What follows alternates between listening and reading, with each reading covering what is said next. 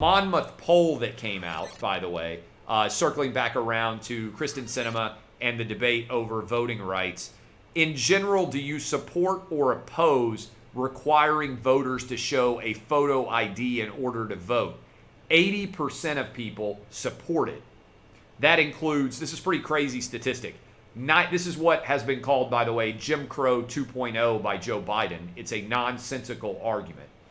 Overall, 80% of people support showing a photo ID in order to vote, including 91% of Republicans, 87% of independents, 62% of Democrats, 77% of white voters, 84% of non-white voters support having a photo ID in order to vote, including 81% of those making less than $50,000 a year in income.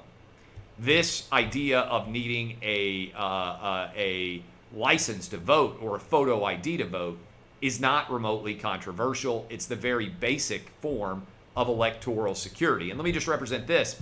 I didn't get the vaccine yet, but I was scheduled to get the vaccine. Publix sent me an email telling me that if I was going to get the 1-shot vaccine or the 2-shot vaccine, you know what I had to bring? My insurance card as well as a photo ID. So I was required to bring a photo ID to get a vaccine shot, which is pretty wild to think about considering how many people out there are trying to argue, oh, you know how racist it is to require a photo ID.